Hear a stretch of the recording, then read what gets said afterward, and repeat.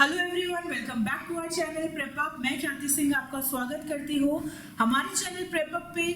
आज की ये वीडियो बहुत इंपॉर्टेंट है आपके लिए। अगर आप कल CUET पीजी पॉलिटिकल साइंस का एग्जाम देने जा रहे हैं तो कैसे आपको डील करना है क्वेश्चंस को। Political science is very specific I am saying, but in general अगर आप कल पीजी का एग्जाम देने जा रहे हैं तो इट्स इम्पॉर्टेंट कि आप समझें कि पेपर किस तरह के क्वेश्चन आपसे पूछ रहा है और आपको कैसे उनको आंसर करना है। जहां सबसे ज्यादा बच्चे अटकते हैं या जहां उनको लगता है कि this is where you can lose your marks, सबसे पहले आपको समझना है कि पेपर की डिमांड क्या है, पेपर में किस तरह के क्वेश्चन आते हैं। कुछ क्वेश्चन होते हैं जो डायरेक्ट क्वेश्चन होते हैं, जहाँ पे आपको कोट दिया जाता है किसी ऑथर का या बुक्स दी जाती है, वो आपका डायरेक्ट क्वेश्चन होते हैं। And these are scoring question, क्योंकि बहुत कॉम्प्लिकेटेड बुक्स नहीं आती है, बहुत कॉम्प्लिकेटेड कोटेशंस नहीं आते हैं। और यहाँ कुछ लोग होते हैं जो कोड वाली चीज में दिक्कत कर लेते हैं। ओके, बुक्स तो आपने याद कर ली, बट कोड्स ऐसी चीज है जो ऑलमोस्ट हर स्कॉलर के आपको एंडलेस मिलेंगे। Then how do you rationalise कि किसने बोला है, उसके लिए आपको पता होना चाहिए थोड़ी सी स्कॉलर प्रोफाइल। ये टिप्स आपको पेपर में बहुत काम में आएंगी अगर आपको स्कॉलर प्रोफाइल पता है।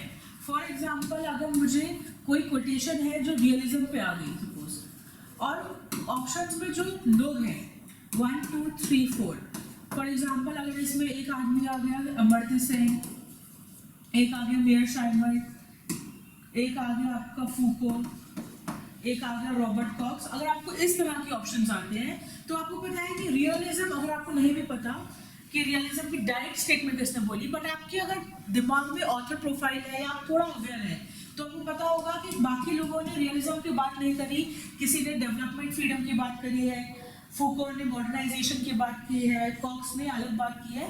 तो यहाँ से आप क्या कर सकते हैं, आप नैरो डाउन कर सकते हैं कि आपके लिए सुटेबल ऑप्शन क्या होगा। आई कांट से कि 100% वही आंसर सही होगा, बट इन 90% केसेस आपका आंसर सही होगा, because you have to identify. A lot of it is not कि आप कैसे पढ़ के जा रहे हैं, कितना याद करके जा रहे हैं।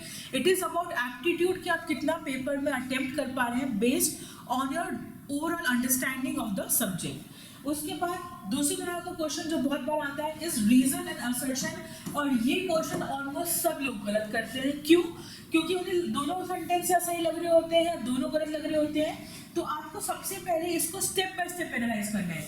जब आप रीजन और असर्शन पढ़ें तो रीजन आप पढ़ेंगे क्या वो बात कर रहे हैं, does it make any sense, if yes तो मतलब सही है। आप उसके असर्शन पढ़िए और does it make any sense, yes. फिर रीजन, जहां पे रीजन की बात आती है आपको उसको डायरेक्टली लिंक करना है किससे, अपने असर्शन से। अगर वो डिस्टेंटली भी लिंक है असर्शन से तब भी आपका आंसर बहुत बार सही हो जाता है। क्यों? फॉर एग्जांपल पंचायत पे जब भी क्वेश्चन आते हैं, मैंने जितना भी आपको ट्रेंड देखे हमने एनालाइज किए हैं, वो असर्शन और रीजन वाले आते हैं। तो उन्होंने क्या बोल दिया कि कुछ general statement they the about democracy empowerment through panchayat, और उसका रीजन दे दिया कि मे बी डेमोक्रेसी एम्पावरमेंट इसलिए हो रही है because rural people are included. Yes, अगर आपको समझ आ रहा है कि रीजन डिस्ट्रिक्टली भी कनेक्टेड है उससे और कहीं ना कहीं राइट है, तो आपके दोनों ऑप्शंस राइट है। और हमेशा ऑप्शन ए जो होता है वो क्या होता है कि reason and assertion both are right and the reason is the correct explanation for assertion, तो ये आपका करेक्ट हो जाएगा।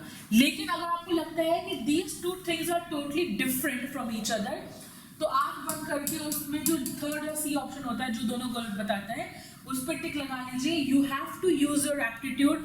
थोड़ा ट्रिक की पार्ट होता है ये, जहाँ पे आप लोग कंफ्यूज हो जाते हैं, हाइपर हो जाते हैं, ऑलरेडी आप इतने टेंस माहौल में होते हैं कि आपको लगता है कि अभी सब कुछ सही है। तो थोड़ा पेशेंटली आराम से आप उस चीज को डील कीजिएगा।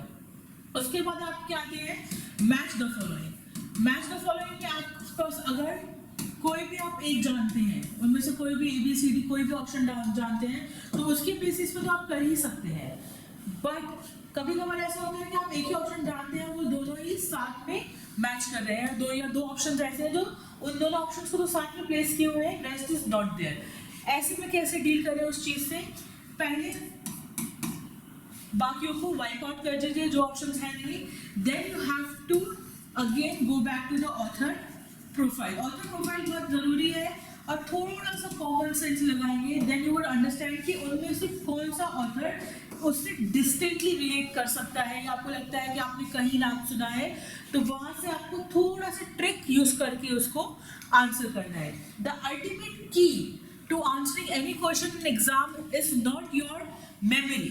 याद रखिए कि आपकी मेमोरी इतना ज़्यादा आपका साथ नहीं दे पाती है एग्जाम में। क्यों? क्योंकि मेमोरी का एक लिमिटेड आपके पास स्टोरेज है, आप इतनी जल्दी रिकॉल नहीं कर पाएंगे। It is rather a test of an aptitude.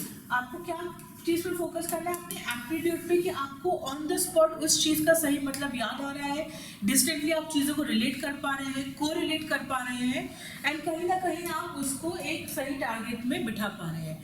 But most important thing, कुछ चीज़ें ऐसी होंगी जो आपने ना कभी सुनी है, ना आपने कभी पढ़ी है। Please do not gate disheartened. और उससे कैसे डील करना है उसके लिए तो आप पहले वाली वीडियो देख ही सकते हैं, जहाँ पे हमने डिस्कस किया है कि आप एग्जाम को 5 रीडिंग में कंज्यूम करेंगे या ख़त्म करेंगे।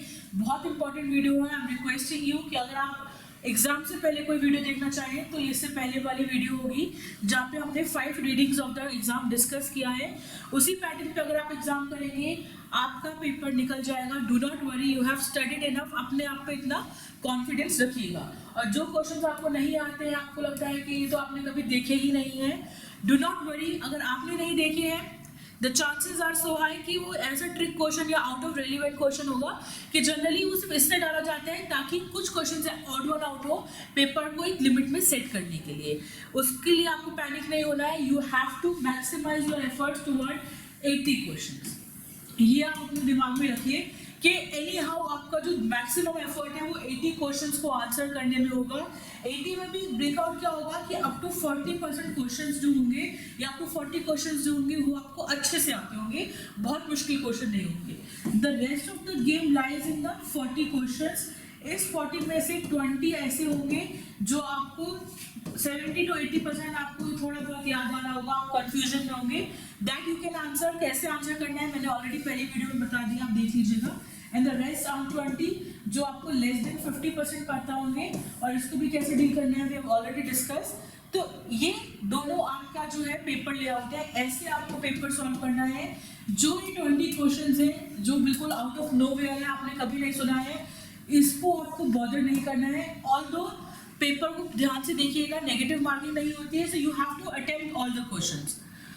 अटेम्प्ट सारे क्वेश्चन कीजिएगा, बट आपका टारगेट ये 80 क्वेश्चन होने चाहिए कि 80 क्वेश्चन आप निकालते हुआ किसी भी हाल में इस तरीके से अटेम्प्ट कर रहे हैं कि आप अपना फुल एक्सपर्टीज, पूरा एप्टीट्यूड और पूरी लर्निंग उसमें यूटिलाइज कर पा रहे हैं। Okay, so this has been an overall understanding of the examination, कैसे आपको पेपर सॉल्व करना है। एक इंपॉर्टेंट चीज, please do not go on an empty stomach, खाली पेट पेपर देने मत जाइएगा। बहुत से बार बच्चे ये गलती करते हैं कि सुबह सुबह इतने टेंशन में, इतने टेंस होकर पेपर में जाते हैं that you feel so low on energy कि आपको जो चीज़ याद भी हो वो आप पेपर में भूल जाते हैं। This is a very important thing. बहुत से लोग इस चीज़ को डिस्कस नहीं करते हैं, बट पेपर में थोड़ा बहुत एक लाइट फूड आप खा के चलिए, बहुत हैवी भी नहीं, समथिंग वेरी लाइट जो आपको कॉन्स्टेंट एनर्जी दे, मे बी सम प्रोटीन, ताकि आपके पास इतना उस वक्त एनर्जी हो। क्योंकि जब आप सोचेंगे, आप कॉन्टिन्यूसली रिकॉल कर रहे हैं, आप एनालाइज कर रहे हैं, बार बार एक स्टेटमेंट को पढ़ रहे हैं, you need that energy for 3 to 5 hours. क्योंकि 3 आवर तो आपका पेपर ही है, 1 घंटे पहले आपको जाना है, 1 घंटे पहले आप घर से निकलते हैं, उसके बाद भी आपको प्लस माइनस आपके हाफ एन आवर जाता है, तो क्लोज टू 6 आवर्स अगर आप एम्प्टी स्टमक है, your energy level will drop right here. जैसे ही आप एग्जामिनेशन सेंटर में जाएंगे, जब आपको सबसे ज़्यादा एनर्जी, कूलनेस, शार्पनेस की जरूरत है, after 1.5 during this tenure of your exam, तभी आपकी एनर्जी ड्रेन हो जाएगी, you will feel dizzy and fatigue, और आपके क्वेश्चन सही नहीं होंगे। तो इस चीज़ का ध्यान रखिए। Go with a happy heart, अच्छे मन से जाइए, पेपर आराम से सॉल्व कीजिए। थिंग्स आर नॉट डिफिकल्ट, आपने ऑलरेडी सब पढ़ा है, it's just that how you answer them that decides your fate. Okay, in case आपको कोई भी डाउट हो, कोई भी आपको हेल्प चाहिए, team PrepUp is here for you. You require notes for any subject, please drop in the comment session the topic, will send it across. Thank you so much for watching this one. I see you on the next one.